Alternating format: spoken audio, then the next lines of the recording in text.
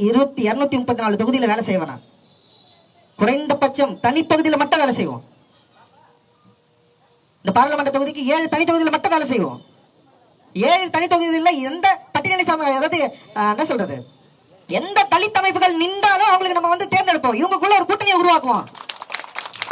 எதுக்கு பிரச்சனை இருக்கணும்? 7 தொகுதி 7 கட்சி ஒவ்வொரு இடத்துல நிக்கட்டும். 7 கட்சிக்காரன் 7 தொகுதியில வேலை செய்யலாம். 7 பேர் உள்ள போறாங்களா, அந்த 7 பேர் டெஃபினட்டா பேசிதானே ஆகணும்.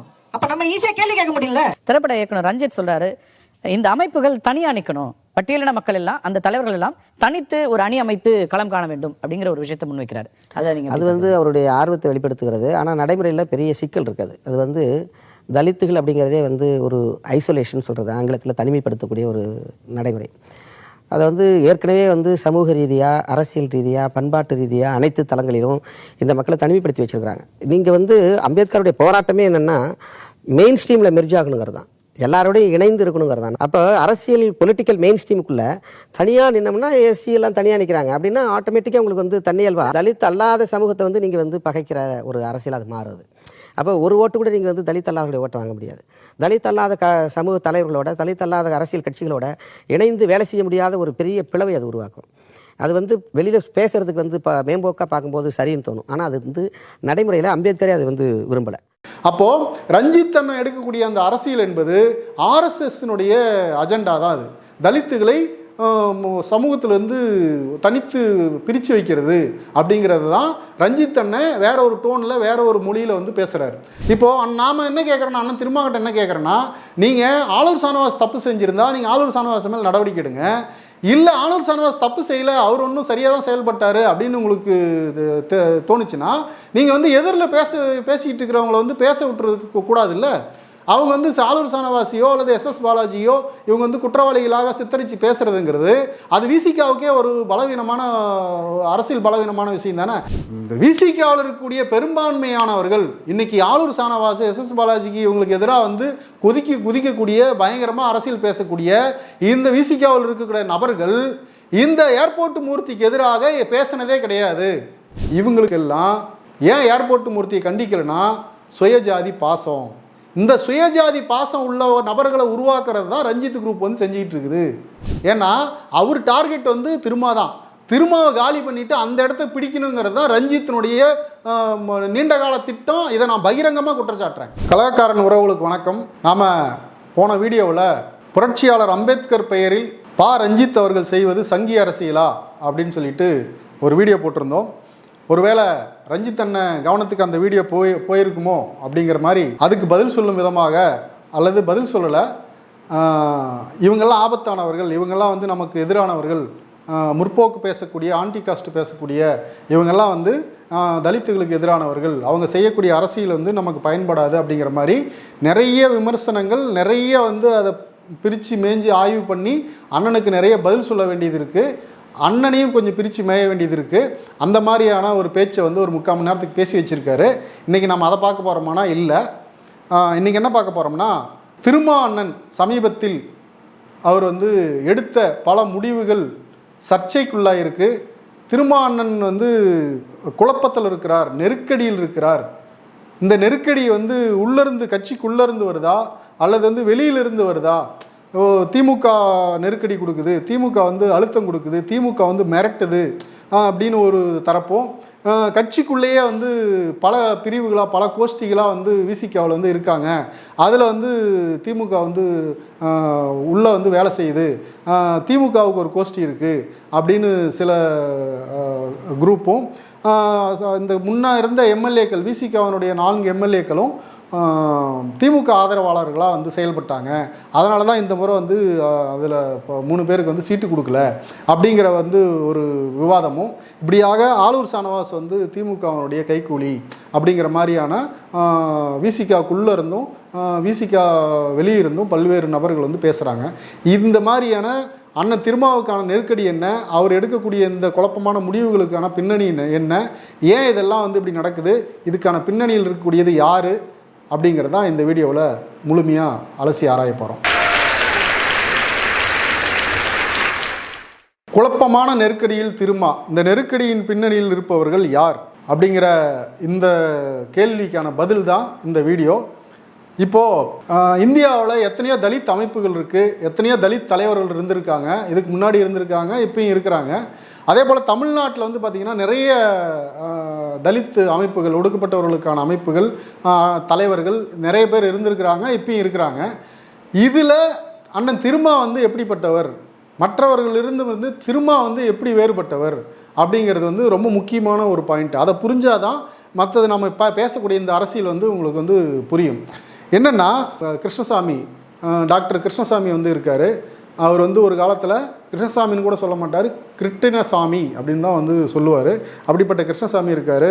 அப்புறம் வந்து பார்த்திங்கன்னா ஜான் பாண்டியன், அதுக்கப்புறம் இந்த பக்கம் அந்த சைடில் எடுத்துக்கிட்டோம்னா ஜெகன்மூர்த்தி, பூவையார்னு சொல்லக்கூடிய பூவை ஜெகன்மூர்த்தி, புரட்சி பாரதம் அந்த கட்சி. அதுக்கப்புறம் வந்து பார்த்திங்கன்னா இதுக்கு முன்னாடி இந்த இந்த இந்த செட்டுக்கு முன்னாடி வந்து நிறைய பேர் இருந்திருக்கிறாங்க. இதில் வந்து இப்போது புதுசாக வந்திருக்கக்கூடிய அண்ணா ரஞ்சித்து, அப்புறம் திருமா, இது மாதிரி நிறைய பேர் இருக்காங்க. இப்போ இந்த சோசியல் மீடியா வந்த பிறகு நிறைய தலித்து எழுத்தாளர்கள், தலித்து சிந்தனையாளர்கள், இந்த தலித்து பேச்சாளர்கள், இந்த மாதிரியான நிறைய பேர் பல புதுமுகங்கள், பல பேர் வந்து லைம்லைட்டுக்கு வந்திருக்காங்க. இவங்க எல்லாருக்கு விட திருமா வந்து ஒரு தனித்துவமானவர், திருமா வந்து ஒரு சிறப்புக்குரியவர் அப்படின்னு எதை வச்சு பார்க்கணும் அப்படின்னா, இந்தியாவில் தலித் அமைப்புகள், தலித்து தலைவர்கள் அப்படின்னு நீங்கள் எடுத்துட்டிங்கன்னா 99 விழுக்காடு எல்லாமே வந்து பார்த்திங்கன்னா ஆர்எஸ்எஸ்னுடைய கட்டுப்பாட்டில், பிஜேபியினுடைய கட்டுப்பாட்டில் போயிட்டாங்க. அது பல்வேறு காரணங்கள் இருக்கலாம். ஆனால் இந்தியாவில் இருக்கிற 99 விழுக்காடு தலித் அமைப்புகளும் தலித் தலைவர்களும் ஆர்எஸ்எஸ் பிஜேபியினுடைய கட்டுப்பாட்டில் போயிட்டாங்க. தமிழ்நாட்டில் எடுத்துக்கிட்டோம்னா, தமிழ்நாட்டிலையும் கிருஷ்ணசாமி, ஜான் பாண்டியன், அதுக்கப்புறம் வந்து புரட்சி பாரதம் ஜெகன்மூர்த்தி அண்ணன், இவங்க எல்லாமே பார்த்திங்கன்னா இன்றைக்கி பிஜேபி ஆர்எஸ்எஸ்னுடைய கட்டுப்பாட்டில் இருக்கிறவங்க தான். இப்படி இருக்கும்போது இப்போது வெளியில் இருந்து, அதாவது இந்த தலித்து தலைவர்களுக்கு மத்தியில், இப்போ நம்ம கிருஷ்ணசாமி வந்து தலித் தலைவர்னு கூட சொல்ல முடியாது, அவர் வந்து கோச்சிக்குவார். ஆனால் தனித்தொகுதி தான் அவர் வாங்குவார், தனித்தொகுதியில் தான் நிற்பார். ஆனால் தலித் தலைவர்னு நம்ம சொல்ல முடியாது. அவங்க வேறு எங்களை பட்டியல் வெளியேற்றம் செய்யுங்க அப்படின்னு வந்து பேசிகிட்டு இருக்காங்க. இதுக்கு பின்னாடி ஒரு அரசியல் இருக்குது, அது அப்புறம் நம்ம பின்னாடி ஒரு வீடியோவில் பார்ப்போம். அப்போது இந்த மாதிரி இருக்கிற சூழலில் இப்போ வந்து நமக்கு இப்போ எஞ்சின் இருப்பது 2 பேர். ஒன்று வந்து ரஞ்சித்து, இன்னொன்று வந்து அண்ணன் திருமா. இப்போது இந்த ரஞ்சித்து அண்ணன் திருமா, ரஞ்சித்துக்கும் திருமாவுக்கும், இப்போ ரஞ்சித் வந்து நேரடியாக ஆர்எஸ்எஸ் பிஜேபியோட வந்து பின்னணியில் இருக்காரா, அவங்களுடைய இதில் இயங்குறாரா அப்படிங்கிறது வந்து ஆய்வுக்குரியது, கேள்விக்குரியது. ஆனால் அண்ணன் திருமா வந்து எப்படிப்பட்டவர்னா, இந்தியாவில் இருக்கக்கூடிய எல்லா தலித் தலைவர்களையும் அண்ணன் வந்து ஒரு படி மேலே உயர்ந்து நிற்கிறதுக்கு காரணம், அண்ணன் வந்து எந்த ஒரு சிறு சமரசம் கூட இல்லாமல் இந்துத்துவ சக்திகளையும் ஆர்எஸ்எஸ்ஸையும் சனாதனத்தையும் போட்டு பழக்கக்கூடிய, அதை வந்து ஒட்டுமொத்த சமூகத்துக்கு எதிரானது அப்படிங்கிற அரசியலை வந்து மிக தெளிவாக முன்வைக்கக்கூடிய ஒரு தலைவர் இருக்கிறார் அப்படின்னா அது வந்து அண்ணன் திருமா தான். அண்ணன் திருமா வந்து நீங்கள் வந்து ஒரு தலித் தலைவராகவோ அல்லது வந்து அவர் ஒரு குறிப்பிட்ட மக்களுக்கு, ஒரு குறிப்பிட்ட சமூகத்துக்கான தலைவராகவோ கூட நீங்கள் வந்து சுருக்கிறதுங்கிறது அது அரசியல் அறியாமை அப்படின்னு தான் சொல்லணும்.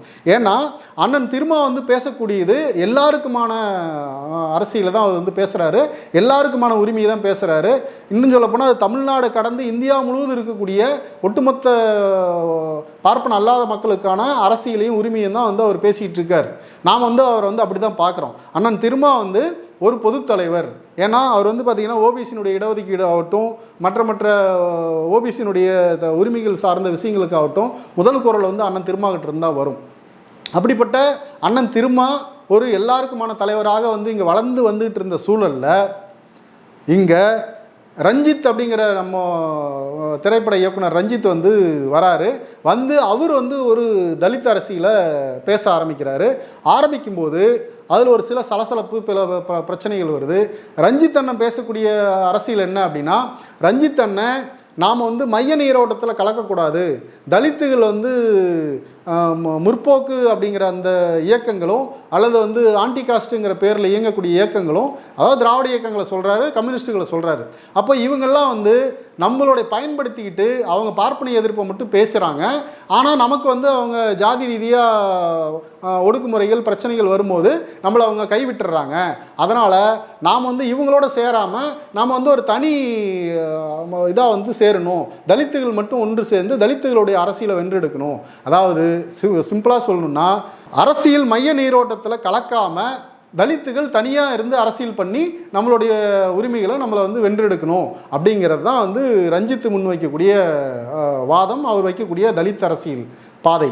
ஆனால் அண்ணன் திருமா சொல்கிறது என்னன்னா, தலித்துகள் தனித்து போயிடக்கூடாது, தலித்துகள் வந்து ஒட்டுமொத்த மைய நீரோட்டத்தில் வந்து கலந்து ஒட்டுமொத்த சமூகத்தினுடைய விடுதலைக்காக வந்து நம்ம களத்தில் நிற்கணும், தலித்துகள் தனித்து விடப்படுறது தான் சனாதனவாதிகளுடைய திட்டம், ஆர்எஸ்எஸ்னுடைய அஜெண்டாவே அதுதான். தலித்துகளை தனிமைப்படுத்தி அந்த தலித்துகளை வந்து எதிரியாக காட்டி இந்த இடைநிலை ஜாதிகளை வந்து அரசியல் பண்ணி அவங்கள தலித்துகளை எதிரியாக காட்டி இடைநிலை ஜாதிகளை ஓட்டுகளை வந்து வாங்குறதும், இடைநிலை ஜாதிகளை ஆதிக்க ஜாதிங்கிற பேரில் வந்து தலித்துகள்கிட்ட கொண்டு போய் சேர்த்தி அவங்க தான் உங்களுக்கு எதிரி, மேலே உள்ள ஆரியமோ பார்ப்பனியமோ கிடையாது, உங்களுக்கு தலித்துகளுக்கு எதிரி வந்து உங்களுக்கு மேலே இருக்கிற ஜாதி தான் அப்படின்னு அவங்ககிட்ட சொல்லி இவங்க ரெண்டு பேரையும் வந்து எதிரெதிரியாக நிறுத்தி சண்டை போட வச்சு மோத விட்டு இவங்க ரெண்டு பேருடைய வாக்குகளையும் வந்து வாங்கிறது தான் பிஜேபி ஆர்எஸ்எஸ்னுடைய அஜெண்டா திட்டம். இன்னொன்று, தலித்துகளை வந்து வடநாட்டில் என்ன பண்ணுறாங்க, எப்படி பயன்படுத்துகிறாங்கன்னா, ஒரு விலங்குகளை போல, ஒரு மனித சமூகத்தில் சேர்க்காத ஒரு மக்களை போல அவங்கள வந்து ஒதுக்கி வச்சுருக்காங்க. இந்தியாவிலேயே அதிக தலித்துகள் ஒடுக்கப்பட்டவர்கள் வந்து கல்வியில் முன்னேறி இருக்கிறதும் வேலை வாய்ப்புக்கு வந்திருக்கிறதும் தொழில் முனைவோர்களாக வந்திருக்கிறதும் இது எல்லாமே வந்து பார்த்திங்கன்னா இந்தியாவில் எந்த மாநிலத்திலும் இல்லை, தமிழ்நாட்டில் மட்டும்தான் அது வந்து இருக்குது. இதுதான் புள்ளி விவரம். இது வந்து வடநாட்டில் நடக்கலை. அங்கே ஒடுக்கப்பட்ட மக்களை போல அங்கே இருக்கிற மக்கள் யாருன்னா ஓபிசினர் தான் வடநாட்டில் ஒடுக்கப்பட்டவர்களாக இருக்கிறாங்க. இங்கே இருக்கக்கூடிய ஒடுக்கப்பட்ட மக்கள் தலித்துகள் அப்படின்னு சொல்லக்கூடியவங்களுடைய ரேஞ்சில் தான் வடநாட்டில் வந்து ஓபிசிகள் இருக்கிறாங்க. அப்படின்னா அப்போ அங்களுடைய ஒடுக்கப்பட்ட மக்கள் என்னவாக இருப்பாங்கன்னு நீங்கள் வந்து யோசிச்சிங்க, உங்களுக்கே புரியும். அப்போது ரஞ்சித் அண்ணன் எடுக்கக்கூடிய அந்த அரசியல் என்பது ஆர்எஸ்எஸ்னுடைய அஜெண்டா தான். அது தலித்துகளை சமூகத்திலேருந்து தனித்து பிரித்து வைக்கிறது அப்படிங்கிறது தான் ரஞ்சித் அண்ணன் வேற ஒரு டோனில் வேற ஒரு மொழியில் வந்து பேசுகிறார். அப்போது இந்த அரசியலை இவர் பேசும்போது நாம் தலித்துகளாக ஒன்று சேரணும் அப்படின்னு பேசும்போது திருமாவண்ணா வந்து நாம் வந்து மைய நீரோட்டத்தில் அரசியலினுடைய மைய நீரோட்டத்தில் வந்து கலந்து நாம் இந்த சமூகத்தில் வந்து எல்லா உரிமைகளும் பெறணும், நாம் எல்லாத்துக்கும் வந்து குரல் கொடுக்கணும், எல்லாத்துக்கும் வந்து நிற்கணும் அப்படின்னு இவர் பேசும்போது தலித்துகள் மத்தியில் ரஞ்சித் பேசக்கூடிய அரசியல் வந்து பயங்கரமாக வந்து ஈர்க்கப்படுது. அண்ணன் திருமா வந்து தலித்துகளுக்கு எதிரானவராக இவங்க வந்து ஒரு கட்டமைப்பை வந்து உருவாக்குறாங்க. யார்? ரஞ்சித் குரூப் வந்து உருவாக்குது. அப்போது இந்த உருவாக்கும் போது திருமாவுக்கு வந்து ஒரு நெருக்கடி உருவாகுது. அவர் இந்த இதுக்கும் வந்து அவர் பேச முடியாமல் இதுக்கும் அவர் பேச முடியாமல் ஒரு நெருக்கடி உருவாகுது. சரி, இப்போது இதுதான் வந்து இதில் பின்னணியில் இருக்கிற ஒரு விஷயம். இதில் நீங்கள் கிருஷ்ணசாமி வந்து எங்களை பட்டியலேருந்து வெளியேற்றுங்க, நாங்கள் வந்து தலித்து கிடையாது அப்படின்னு சொல்கிறாரு. அப்போது அந்த மக்கள் மத்தியில் கொஞ்சம் பேர் வந்து ஆஹா பத்தியா நம்ம தலித்து இல்லைன்னு சொல்கிறாங்க, நாங்கள் ஏன் தலித்தாக இருக்கணும், நாங்கள் ஏன் வந்து பல்லராக இருக்கணும் அப்படின்னு சொல்லி அவர் பேசும்போது திரும்ப வந்து அதை பேச மாட்டேங்கிறார். அப்போது அந்த சைட்லேருந்து ஒரு நெருக்கடி வருது. இப்போது இந்த சைடு வந்தோம்னா நீங்கள் பொற்கொடி ஆம்ஸ்ட்ராங் வந்து ரஞ்சித் வந்து ஆதரிக்கிறார். இப்போ பொற்கொடி ஆம்ஸ்ட்ராங் கொல்லப்பட்டதுக்காக நீதி கேட்டு வந்து அவங்க வந்து அரசியலுக்கு வராங்க அப்படின்னு ஒரு விஷயத்தை வந்து சொல்கிறாங்க. இப்போது பொற்கொடி ஆம்ஸ்ட்ராங் வந்து தனியாக ஒரு சுயேட்சையாவோ அல்லது அவங்க தமிழ்நாடு பிஎஸ்பின்னு ஒரு கட்சி ஆரம்பிச்சிருக்காங்க, அந்த கட்சியின் சார்பிலையோ ஒரு வேட்பாளராக அவங்க நின்று இவங்களை வந்து எல்லா அமைப்புகளும் எல்லாரும் வந்து ஆதரிக்கணும் அப்படின்னு சொன்னால் அதில் உள்ள நியாயத்தை வந்து நம்மளால் புரிஞ்சிக்க முடியுது. அதை வந்து தாராளமாக ஆதரிக்கலாம், அது தப்பு கிடையாது. ஆனால் அவங்க வந்து பார்த்திங்கன்னா ஆம்ஸ்ட்ராங் கொல்லப்பட்ட அந்த குற்றவாளிகள் லிஸ்ட்டில் முதன்மையான முக்கியமான குற்றவாளிகள் யாரான்னு பார்த்தா அவங்க வந்து பிஜேபி அதிமுகவினர் வந்து அதில் முக்கியமான ஆட்களாக இருக்காங்க. அந்த அஞ்சலை அப்படின்னு சொல்லக்கூடியவங்களும் அதிமுகவினரும் வந்து முக்கியமான ஆட்களாக இருக்கிறாங்க. ஆனால் ஆம்ஸ்ட்ராங் கொல்லப்பட்ட போது இது ஜாதிய ஆணவ படுகொலை, இது ஜாதி ரீதியான வந்து ஒரு படுகொலை அப்படின்னு ரஞ்சித் உள்ளிட்டவர்கள் வந்து அதை திமுகவுக்கு எதிராக ஆட்சிக்கு எதிரான ஒரு அரசியலாக வந்து கையில் எடுத்து பயங்கரமாக பொங்கி பயங்கரமாக வந்து அதை அரசியல் பண்ணாங்க. ஆனால் குற்றவாளிகளை கைது பண்ணும்போது இவங்க உண்மையான குற்றவாளிகளை மறைக்கிறதுக்கு வேற யாரையா கைது பண்ணுறாங்கன்னெல்லாம் அவங்க கூட பேசுனாங்க. அதுக்கப்புறம் இதுதான் எவிடன்ஸ், சிசிடிவி ஆதாரப்பூர்வமாக எல்லாமே வந்து கலெக்ட் பண்ணி இதுதான் வந்து இவங்க தான் குற்றவாளிகள்னு சொல்லும்போது இவங்க சொன்ன அந்த ஜாதி ரீதியான படுகொலை அது அல்ல, அந்த கொலையில் ஈடுபட்ட பெரும்பான்மையானவர்கள் தலித்துகள் தான். அவங்க வந்து முக்கியமாக வந்து பிஜேபி ஆட்களாகவும் அதிமுக ஆட்களாகவும் வந்து இருக்கிறாங்க அப்படிங்கிற விஷயம் வெளியே வந்தபோது திமுகவுக்கு எதிராக வன்மத்தை கக்கன ரஞ்சித்தை ஆதரவாளர்களும் ஏன் அண்ணன் திருமாவே திமுக வந்து கண்டிச்சார். ஏன்னா அப்பையும் பார்த்தீங்கன்னா ரஞ்சித் குரூப்பால் வந்த நெருக்கடியின் காரணமாக தான் திருமா வந்து ஒரு உணர்ச்சிவசப்பட்டு அதை வந்து கண்டிச்சார். இப்போது சரியாக போயிட்டுருக்கிற சரியாக சமூகத்துக்காக அந்த ஒடுக்கப்பட்ட மக்களுடைய உரிமைகளுக்காக சரியாக வந்து 30-35 ஆண்டுகளுக்கு மேலே அரசியலை நடத்திட்டு இருக்கிற அண்ணன் திருமாவை இது மாதிரியான வெளியிலிருந்து வரக்கூடிய அதாவது ஆர்எஸ்எஸ் பிஜேபி இந்துத்துவா அல்லது வேறு மாற்று அமைப்புகள்லேருந்து ஜாதி பாமகவிலேருந்து இந்த மாதிரி வரக்கூடியதெல்லாம் அண்ணன் ரொம்ப அழகாக வந்து ஈஸியாக வந்து ஹேண்டில் பண்ணிடுவார். அவர் அழகாக வந்து அதுக்கு பதில் சொல்லுவார், எந்த பிரச்சனையும் கிடையாது. ஆனால் அவங்க தலித்துகள்னு சொல்லக்கூடிய பேரில் இயங்கக்கூடிய ரஞ்சித் மாதிரியான ஆட்கள் கிட்டேருந்து வரக்கூடிய இந்த நெருக்கடிகளை அண்ணனால் வந்து ஹேண்டில் பண்ணுறது அவர் வந்து தடுமாறுறாருங்கிறது நம்ம எல்லாருக்குமே வந்து தெரியுது. இப்போயும் அதான் நடந்திருக்கு. இப்போ பொற்கொடி ஆதரவு அப்படின்னு வரும்போது இப்போ ரஞ்சித் வந்து ஒரு நிலைப்பாடு எடுக்கும்போது இப்போ திரும்ப அண்ணா வந்து இதுக்கு பதில் சொல்லணும், ஆதரிக்கிறீங்களா இல்லை ஆதரிக்கலையா இல்லை எதிர்க்கிறீங்களாங்கிற ஒரு பதில் சொல்ல வேண்டிய ஒரு நெருக்கடியை வந்து ரஞ்சித் வந்து உருவாக்குறாரு. இப்போ நம்ம என்ன கேட்குறோன்னா பொற்கொடி வந்து ஏன் போய் ஆம்ஸ்ட்ராங்கை கொலை செய்த அதிமுக பிஜேபி கூட்டணி என்டிஏ கூட்டணியில் போய் ஏன் போய் சீட்டு வாங்கணும்? இது ரஞ்சித்துக்கு தெரிஞ்சு நடந்ததா தெரியாமல் நடந்ததா? ரஞ்சித்தை வந்து பொற்கொடி ஆம்ஸ்ட்ராங்கு யார் கொன்னாங்களோ அவங்களோடைய போய் கூட்டணி வைக்கிறதுக்கு ரஞ்சித் தெரிஞ்சு நடந்துருந்துச்சுன்னா அப்போ ரஞ்சித் வந்து இது அனுமதிக்கிறாரா? ரஞ்சித்தே போய் நீங்கள் அதிமுகவில் சேருங்கன்னு சொன்னாரா? இல்லை என்ன காரணம் அப்படின்னு வந்து வேணும் இல்லை. அப்போது இது மாதிரி போய் அதிமுகவில் ரெட்டலை சின்னத்தில் வந்து அவங்க வந்து போய் நிற்கும்போது இதை திமுக கூட்டணியில் இருக்கிற அண்ணன் திருமா வந்து ஆதரிக்க வேண்டிய அல்லது எதிர்க்க வேண்டிய அல்லது பதில் சொல்ல வேண்டிய கட்டாயத்துக்கு ரஞ்சித் வந்து உருவாக்குறாரு, ஒரு சூழலை உருவாக்குறாரு. இப்போ அண்ணன் என்ன பண்ணுறாரு, என்ன பண்ணுறதுன்னு தெரியாமல் நான் பொற்கொடியை வந்து ஆதரிக்கிறேன் அப்படின்னு வந்து அண்ணன் வந்து அறிவிக்கிறார். இப்போ பொற்கொடியை ஆதரிக்கிறேன்னு அண்ணன் அறிவிச்ச அதோடு நின்றுருந்தா கூட பரவாயில்ல. அவர் வந்து என்ன பண்ணுறாருன்னா நான் வந்து அதிமுகவை பாராட்டுறேன் வரவேற்கிறேன் அப்படின்னு அவர் சொல்லும்போது இது வந்து பார்த்திங்கன்னா ஒரு அரசியல் குழப்பத்தை வந்து இங்கே வந்து உருவாக்குது. இப்போது நான் முன்னையே சொன்ன மாதிரி அவர் ஆர்எஸ்எஸ் பிஜேபி இந்துத்துவா அல்லது வந்து வெளியே இருக்கக்கூடிய பாமக ஆதிக்க ஜாதிகள் இந்த மாதிரியான கிட்டேருந்து வரக்கூடிய நெருக்கடிகளை அண்ணன் வந்து சூப்பராக வந்து ஒரு ஹேண்டில் பண்ணுவார், அழகாக பதில் சொல்லுவார். ஏன்னா அவருடைய அரசியல் பேச்சை கேட்டு தான் நம்மலாம் வந்து பல விதமான அரசியலை வந்து தெரிஞ்சு வச்சுருக்கிறோம். அப்படிப்பட்ட இவர் சொந்த மக்களுக்கிட்டேருந்து தலித் மக்களுக்கிட்டேருந்து தலித்து போர்வையில் இருக்கக்கூடிய சில பேர்கிட்டேருந்து வரக்கூடிய இந்த நெருக்கடிகளை ஹேண்டில் பண்ணுறதுல அண்ணன் வந்து ஒரு தடுமாற்றத்தை வந்து வராருங்கிறது தான் நாம் வந்து முன்னே பார்த்தோம். இப்போது இந்த பொற்கொடி ஆம்ஸ்ட்ராங் விஷயத்துலேயும் அண்ணனுக்கு வந்து இதே பிரச்சனை தான் வருது. சரி, இப்போ ஷானவாஸ் வந்து திமுக ஆதரவாளராக இருக்கார், திமுகவுக்கு வந்து இதாக இருக்கார், இது விசிகாவுக்கு துரோகம் செய்கிறாரு அப்படின்னு விசிகாவில் இருக்கக்கூடிய முக்கிய பொறுப்புகள் இருக்கக்கூடிய பல பேரை வந்து வெளிப்படையாக பொதுப்படையில் வந்து பல யூடியூப் சேனல்களுக்கு பல சேனல்களுக்கு பேட்டி கொடுக்குறாங்க.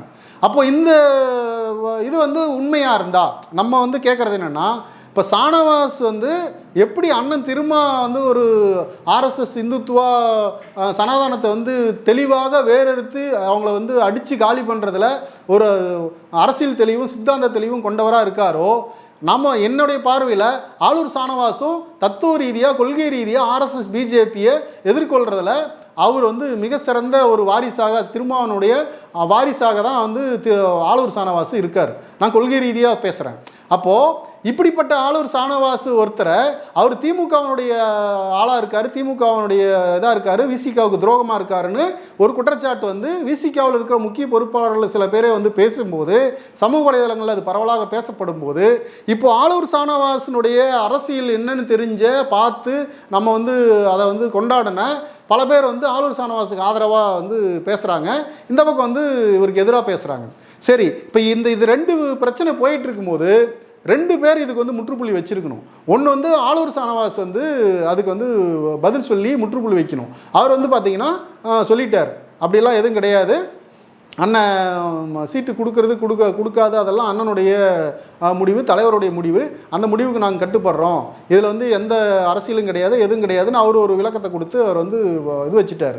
ஆனால் இந்த சைடில் இருந்து விசிகாவில் இருக்கிற சில பொறுப்பாளர்கள் அவங்க வந்து தொடர்ந்து ஆளூர் ஷானவாஸை குற்றவாளியாக வந்து சித்தரித்து பேசிக்கிட்டே இருக்காங்க. இப்போது நாம் என்ன கேட்குறோன்னா, அண்ணன் திருமாவட்டம் என்ன கேட்குறேன்னா, நீங்கள் ஆளூர் ஷானவாஸ் தப்பு செஞ்சுருந்தா நீங்கள் ஆளூர் ஷானவாஸ் மேல் நடவடிக்கை எடுங்க. இல்லை ஆளூர் ஷானவாஸ் தப்பு செய்யலை, அவர் ஒன்றும் சரியாக தான் செயல்பட்டார் அப்படின்னு உங்களுக்கு தோணுச்சுன்னா நீங்கள் வந்து எதிரில் பேசிக்கிட்டு இருக்கிறவங்கள வந்து பேச விட்டுறதுக்கு கூடாது. இல்லை அவங்க வந்து ஆளூர் ஷானவாஸையோ அல்லது எஸ்எஸ் பாலாஜியோ இவங்க வந்து குற்றவாளிகளாக சித்தரித்து பேசுறதுங்கிறது அது விசிகாவுக்கே ஒரு பலவீனமான அரசியல் பலவீனமான விஷயம் தானே. அதுவும் தேர்தல் நடந்துட்டு இருக்கிற இந்த நேரத்தில் திமுகவுக்கும் விசிகாவில் இருக்கக்கூடிய எம்எல்ஏக்களுக்குமான ஒரு தொடர்பு, அது வந்து விசிகாவுக்கு எதிராக அவங்க இருக்கிறாங்கன்னு சொல்கிறதுங்கிறது இது வந்து கூட்டணியில் அந்த திமுக கூட்டணியை பலவீனப்படுத்துகிற ஒரு வேலை தானே. இதை வந்து அண்ணன் ஏன் வந்து தெளிவுபடுத்தாமல் இந்த சைடு ஒன்று கண்டிச்சிருக்கணும், நடவடிக்கை எடுத்திருக்கணும், இல்லை இந்த சைடு வந்து அவங்க தப்பு செஞ்சுருந்தோம் அவங்க மேலே நடவடிக்கை எடுத்திருக்கணும், கண்டிச்சிருக்கணும். இது எதுவுமே செய்யாமல் அண்ணன் வந்து அமைதி காத்ததோ அல்லது அண்ணன் அது சம்மந்தமாக பேசாமல் வேறு விஷயங்கள் பேசினதோ இந்த பிரச்சனையை வந்து மேலும் இன்றைக்கி இப்போ வரைக்கும் வந்து பேசிக்கிட்டு தான் இருக்கிறாங்க.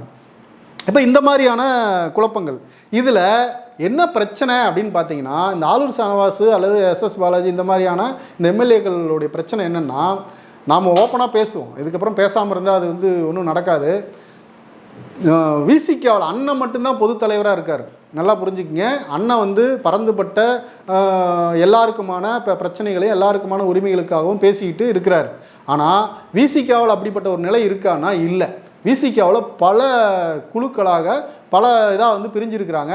அதில் முக்கியமான குழுக்கள் என்னன்னு நான் சொல்கிறேன் பாருங்கள். தலித் அரசியல் மட்டும்தான் அண்ணன் பேசணும், திரும்ப பேசணும் அப்படின்னு விரும்பக்கூடிய ரஞ்சித் ஆதரவாளர்கள் இருக்கிறாங்க. அவங்க வந்து ஒரு குறிப்பிடத்தக்க எண்ணிக்கையில் வந்து இருக்கிறாங்க. அடுத்து ஆதவர்ஜனான ஒரு குரூப் வந்து அவன் வந்து இது திமுகவுக்கு எதிராக விசிகாவை கொண்டு போய் நிறுத்தணும், திராவிட இயக்கத்துக்கு எதிராக நிறுத்தணும் அப்படின்னு ஒரு அஜெண்டாவை செட் பண்ணி அவன் வந்து ஒரு குறிப்பிட்ட ஆட்களை வந்து கவர்ந்துருக்கிறான். பணத்தாலேயோ அல்லது பல விஷயங்களாலேயோ வந்து உருவாக்கி அவன் இன்றைக்கும் ஃபண்ட் பண்ணிகிட்டு இருக்கிறதா கூட நமக்கு வந்து தகவல் இருக்குது. விசிகாவில் இருக்கிற சில முக்கியமான ஆட்களுக்கு அந்த ஆட்கள் வந்து பார்த்திங்கன்னா விசிகாவில் ஒரு குரூப்பாக இருக்கிறாங்க. அதாவது ஆதவர்ஜனா குரூப்பு, ரஞ்சித் ஆதரவாளர் குரூப்பு, இப்படியான தலித் அரசியல் தான் அண்ணன் பேசணும், மற்ற அரசியல்லாம் பேச வேண்டியதில்லை அப்படின்னு நினைக்கக்கூடிய ஒரு குரூப்பு, முற்போக்காக அண்ணன் பின்னாடி இருக்கக்கூடிய நம்மளை போன்று இருக்கக்கூடிய ஆட்களும் வந்து உள்ளே இருக்காங்க. இப்படி ஒரு 3-4 வகையான குரூப் இருக்குது. இந்த 3-4 வகையான இந்த குழுக்கள்கிட்ட அண்ணன் யாருக்கு வந்து பக்கம் நிற்கிறது, யாரை வந்து சமாதானப்படுத்துறது, யாருக்கு ஆதரவாக பேசுறதுன்னு அவருக்கு இந்த குழப்பம்தான் வந்து அண்ணன் பின்னாடி இருக்கிற குழப்பமாக நான் புரிஞ்சுக்கிறேன், நான் பார்க்குறேன். இப்போது நீங்கள் அண்ணனுடைய அரசியலை நீங்கள் பார்த்தீங்கன்னா நல்லா புரிஞ்சுக்கிங்க. அண்ணனுக்கு எதிராக அந்த ஏர்போர்ட் மூர்த்தின்னு ஒரு பிளேடு பக்ரி இருக்கான்ல, அந்த மூர்த்தி அவன் வந்து பார்த்தீங்கன்னா அவ்வளோ இழிவாக, அவ்வளோ கொச்சையாக, அவ்வளோ இது பண்ணி எத்தனையோ பேசியிருக்கான். அந்த ஏர்போர்ட் மூர்த்திக்கு எதிராக ரஞ்சித் இது வரைக்கும் ஒரு நாள் கூட வந்து எதிராக குரல் கொடுத்து பேசினதே இல்லை. அப்புறம் இந்த பூவை ஜெகன்மூர்த்தி, இந்த புரட்சி பாரதம், இவர் இருக்கார் இல்லையா, அவரும் வந்து பார்த்தீங்கன்னா திருமாவளவனுக்கு ஆதரவாகவோ அல்லது இந்த ஏர்போர்ட் மூர்த்தியெல்லாம் இவங்க செட்டு தான். அப்போது இவங்க வந்து அவங்கள கண்டிச்சோ வந்து பேசினதே கிடையாது. சரி, அவ்வளோ ஏன் நீங்கள் ஏன் வெளியே போகணும்? இந்த விசிகாவில் இருக்கக்கூடிய பெரும்பான்மையானவர்கள் இன்னைக்கு ஆளூர் ஷானவாஸ், எஸ்எஸ் பாலாஜிக்கு இவங்களுக்கு எதிராக வந்து குதிக்கக்கூடிய பயங்கரமாக அரசியல் பேசக்கூடிய இந்த விசிகாவில் இருக்கக்கூடிய நபர்கள் இந்த ஏர்போர்ட் மூர்த்திக்கு எதிராக பேசினதே கிடையாது. நாமளே இதுக்கு முன்னாடி பல வீடியோக்குள்ளே இதை பேசியிருக்கோம். ஏன் உங்களுக்கு கோபம் வரல? ஏன் வந்து ஏர்போர்ட் மூர்த்திக்கு எதிராக நீங்கள் வந்து பேச மாட்டேங்கிறீங்க? அங்கே நம்ம தோழர்கள் 2-3 பேர் வந்து அந்த ஆளை ஒரு டீ கடையில் நிற்கும் போது அவன் வந்து ஏதோ பேசினான்னு ஒரு சர்ச்சையாச்சு ஒரு பண்ணாங்க, அவங்க மட்டும்தான் பண்ணாங்க. மீதி இன்னைக்கு இந்த மீடியாவில் உட்காந்து பேசக்கூடிய ஆளூர் ஷானவாஸ் இவங்கெல்லாம் வந்து திமுகவினுடைய ஆட்கள்னு சொல்லி பேசக்கூடிய இவங்க யாருமே அண்ணனை மிக இழிவாக தனிப்பட்ட முறையில் கொச்சைப்படுத்தி பேசின ஏர்போர்ட் மூர்த்திக்கு எதிராக இவங்க வாயை திறக்கல, பேசவே இல்லை. ஏன் ரஞ்சித் குரூப் பேசலை? ஏன் பேசலை? என்ன காரணம்? அப்போது உங்களுக்கு உண்மையாலுமே திருமாவளவன் மேலே உங்களுக்கு வந்து பாசம் இருக்குது, உங்களுக்கு வந்து இது இருக்குன்னா, ஏன்னா நாம் வீடியோ போட்டிருக்கோம் ஏர்போர்ட் மூர்த்திக்கு எதிராக, நாம் பல பேர் வந்து வீடியோ போட்டிருக்கோம், வந்து போட்டு அடின்னு அடிச்சிருக்கோம்.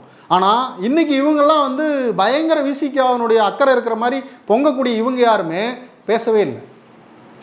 அப்போ இவங்களுடைய நோக்கம் என்ன, இவங்களுடைய அரசியல் என்ன அப்படின்னு நாம் புரிஞ்சுக்கணும்ல.